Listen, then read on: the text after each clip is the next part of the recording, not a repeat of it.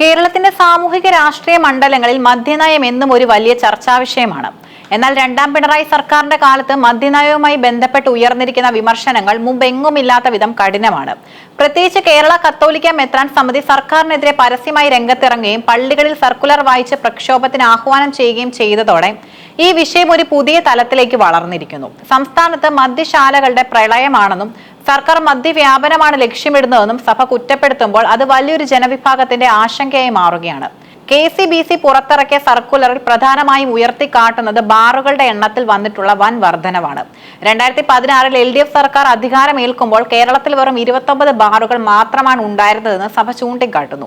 UDF സർക്കാരിന്റെ മദ്യനയത്തിന്റെ ഭാഗമായി അന്ന് അടച്ചുപൂട്ടപ്പെട്ട ബാറുകൾ പിന്നീട് വന്ന LDF സർക്കാർ ഘട്ടം ഘട്ടമായി തുറന്നു നൽകുകയായിരുന്നു. എന്നാൽ നിലവിൽ ബാറുകളുടെ എണ്ണം 1000 കടന്നിരിക്കുന്നു എന്നത് സഭയെ പ്രകോപിപ്പിക്കുന്നുണ്ട്. മദ്യവർജനം എന്ന പ്രഖ്യാപിത നയത്തിൽ നിന്നും സർക്കാർ പൂർണ്ണമായും വ്യതിചലിച്ചുവെന്നും പകരം മദ്യവ്യാപനമാണ് നടപ്പിലാക്കുന്നതെന്നും സഭ ആരോപിക്കുന്നു. ലഹരി തടയാൻ അധികാരപ്പെട്ട ഭരണകൂടം തന്നെ അത് യഥേഷ്ടം വ്യാപിപ്പിക്കാൻ കൂട്ടുനിൽക്കുന്നത് ഒരു ജനതയോടുള്ള വഞ്ചനയാണെന്നാണ് KCBCയുടെ പക്ഷം. ലഹരിവിരുദ്ധ പ്രവർത്തനങ്ങളിൽ സർക്കാരിന് ആർജവമില്ലെന്നാണ് സഭയുടെ മറ്റൊരു പ്രധാന ആരോപണം. മദ്യം വീടുകളിലേക്ക് വരെ എത്തുന്ന ഭീതിജനകമായ സാഹചര്യമാണ് നിലവിൽ ഉള്ളതെന്നും സഭ ആശങ്കപ്പെടുന്നു.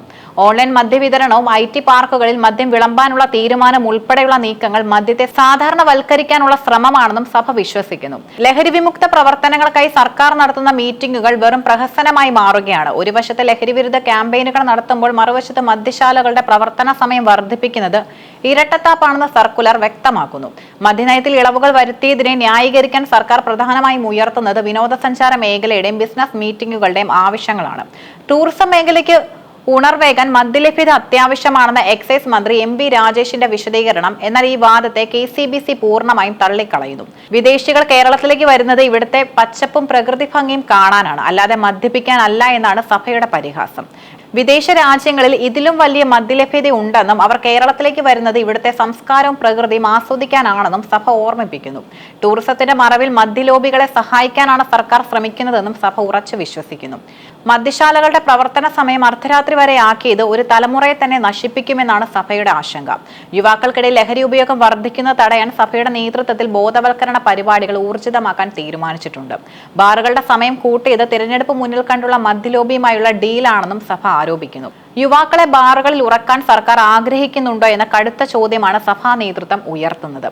മദ്യവും മറ്റു മാരക ലഹരി വസ്തുക്കളും സമൂഹത്തെ കാർന്നു തിന്നുമ്പോൾ സർക്കാർ വരുമാനത്തിൽ മാത്രമാണ് കണ്ണുവെക്കുന്നതെന്നും KCBC കുറ്റപ്പെടുത്തുന്നു. ഈ പോരാട്ടത്തിൽ KCBC ഒറ്റയ്ക്കല്ല, എല്ലാ മതവിഭാഗങ്ങളെയും ഉൾപ്പെടുത്തി സംസ്ഥാന തലത്തിൽ ഒരു സംയുക്ത വേദി രൂപീകരിച്ച് മദ്യനയത്തിനെതിരെ പോരാടുമെന്ന് ഓർത്തഡോക്സ് സഭ അധ്യക്ഷൻ ബെസേലിയോസ് മാർത്തോമ മാത്യൂസ് തൃതീയാൻ കത്തോലിക്ക ബാവ വ്യക്തമാക്കിയിട്ടുണ്ട്.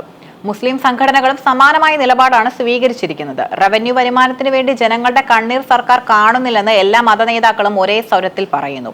ഇത് സർക്കാരിനെ സംബന്ധിച്ചിടത്തോളം വലിയൊരു രാഷ്ട്രീയ വെല്ലുവിളിയാണ്. പുതിയ മദ്യനയത്തിനെതിരെ പുറത്തുനിന്നുള്ള പ്രതിഷേധങ്ങൾ മാത്രമല്ല, ഭരണപക്ഷത്തിനുള്ള ചില അതൃപ്തികൾ പുകയുന്നുണ്ട്. മുന്നണിയിലോ ക്യാബിനറ്റിലോ കൃത്യമായി ആലോചിക്കാതെയാണ് തിടുക്കത്തിൽ ഇത്തരം തീരുമാനങ്ങൾ എടുത്തതെന്ന പരാതി ചില ഇടത് സംഘടനകൾക്കുമുണ്ട്. പ്രത്യേകിച്ച് ബാറുകളുടെ സമയം വർദ്ധിപ്പിച്ച നടപടി വലിയ ചർച്ചകൾക്കും വഴിമാറി. CPMന്റെ തന്നെ യുവജന സംഘടനകൾക്ക് ലഹരിവിരുദ്ധ പ്രവർത്തനങ്ങളിൽ ഏർപ്പെടുമ്പോൾ ഇത്തരം നയപരമായ മാറ്റങ്ങൾ വിശദീകരിക്കാൻ ബുദ്ധിമുട്ട് നേരിടുന്നുമുണ്ട്. കേരളത്തിലെ മദ്യനയം കേവലം ഒരു സാമ്പത്തിക വിഷയമല്ല, മറിച്ച് അതൊരു വലിയ സാമൂഹിക പ്രശ്നമാണ്. സർക്കാർ വരുമാനം വർദ്ധിപ്പിക്കാൻ ശ്രമിക്കുമ്പോൾ സഭയും മറ്റ് സംഘടനകളും മനുഷ്യജീവനുകളുടെയും കുടുംബങ്ങളുടെയും തകർച്ചയെക്കുറിച്ചാണ് സംസാരിക്കുന്നത്. മദ്യശാലകളുടെ എണ്ണം കുറയ്ക്കുന്നതിലൂടെയും ലഹരിവിരുദ്ധ പ്രവർത്തനങ്ങൾ കർക്കശമാക്കുന്നതിലൂടെയും മാത്രമേ ആരോഗ്യകരമായ ഒരു സമൂഹം കെട്ടിപ്പടുക്കാൻ സാധിക്കൂ. KCBCയുടെ നേതൃത്വത്തിൽ ആരംഭിച്ചിരിക്കുന്ന ഈ പ്രക്ഷോഭം വരും ദിവസങ്ങളിൽ കൂടുതൽ കരുത്താർജിക്കുമെന്നതും ഉറപ്പാണ്. ലഹരിക്കെതിരെ ആർജവമുള്ള ഭരണ സംവിധാനവും ജനകീയ ബോധവൽക്കരണവും ഒരുപോലെ അനിവാര്യമായ ഘട്ടമാണിത്. മദ്യനയവുമായി ബന്ധപ്പെട്ട് സഭ ഉന്നയിച്ച വിമർശനങ്ങൾക്ക് കൃത്യമായ മറുപടിയായാണ് സർക്കാർ രംഗത്തെത്തിയിരിക്കുന്നത്. എക്സൈസ് മന്ത്രി MP രാജേഷിന്റെ നേതൃത്വത്തിൽ നടന്ന വിശദീകരണങ്ങളിൽ പ്രധാനമായും ഉയർത്തിക്കാട്ടുന്നത് പ്രായോഗികമായ വെല്ലുവിളികളും സാമ്പത്തിക ക്രമീകരണങ്ങളുമാണ്. സർക്കാരിന്റെ പ്രധാന വിശദീകരണങ്ങൾ ഇവയാണ്. കേരളത്തിന്റെ സമ്പദ് വ്യവസ്ഥയുടെ നട്ടെല്ലായ വിനോദസഞ്ചാര മേഖലയെ സംരക്ഷിക്കാൻ മദ്യനയത്തിൽ ഇളവുകൾ അത്യാവശ്യമാണെന്നാണ് സർക്കാരിന്റെ വാദം. അന്താരാഷ്ട്ര നിലവാരമുള്ള ബിസിനസ് കോൺഫറൻസുകളും ടൂറിസവും കേരളത്തിലേക്ക് ആകർഷിക്കാൻ മദ്യലഭ്യതയിൽ നിയന്ത്രണങ്ങൾ തടസ്സമാകുന്നുവെന്ന് സർക്കാർ ചൂണ്ടിക്കാട്ടുന്നു. മദ്യ നിരോധനമല്ല, മറിച്ച് മദ്യവർജനമാണ് സർക്കാരിന്റെ നയം. ബാറുകൾ അടച്ചുപൂട്ടുന്നത് വ്യാജ മദ്യത്തിന്റെയും മാരകമായ സിന്തറ്റിക് ലഹരി മരുന്നുകളുടെയും വ്യാപനത്തിന് കാരണമാകുമെന്നും സർക്കാർ ഭയപ്പെടുന്നു. നിയന്ത്രാതീതമായ സാഹചര്യത്തിൽ ഗുണനിലവാരമുള്ള മദ്യം ലഭ്യമാക്കുകയാണ് ഇതിലുള്ള പരിഹാരമെന്ന് മന്ത്രി വ്യക്തമാക്കി. ബാറുകളുടെ സമയം വർദ്ധിപ്പിച്ചത് തൊഴിൽ മേഖലയിലെ താൽപര്യങ്ങൾ കൂടി മുൻനിർത്തിയാണെന്നും ഇത് പെട്ടെന്നെടുത്ത തീരുമാനമല്ലെന്നും സർക്കാർ അവകാശപ്പെടുന്നുണ്ട്. IT മേഖല ഉൾപ്പെടെയുള്ള രാത്രികാല തൊഴിൽ സംസ്കാരത്തിന് അനുയോജ്യമായ മാറ്റങ്ങളാണ് വരുത്തുന്നത്. സംസ്ഥാനത്തിന്റെ റവന്യൂ വരുമാനത്തിൽ മദ്യവിൽപ്പനയ്ക്കുള്ള പങ്ക് തള്ളിക്കളയാനാവില്ല. ക്ഷേമ പ്രവർത്തനങ്ങൾക്കും വികസന പദ്ധതികൾക്കും ആവശ്യമായ തുക കണ്ടെത്താൻ ഇത്തരം വരുമാന മാർഗങ്ങൾ അനിവാര്യമാണെന്ന പരോക്ഷമായ സൂചനയും സർക്കാർ നൽകുന്നുണ്ട്. സഭയുടെ ആശങ്കകൾ ബഹുമാനിക്കുന്നുണ്ടെങ്കിലും ആധുനിക കാലഘട്ടത്തിൽ സാമ്പത്തിക ആവശ്യങ്ങളും സാമൂഹിക യാഥാർത്ഥ്യങ്ങളും പരിഗണിച്ച് മാത്രമേ തീരുമാനങ്ങൾ എടുക്കാൻ കഴിയൂവെന്നാണ് സർക്കാരിന്റെ ഔദ്യോഗികമായ നിലപാട്.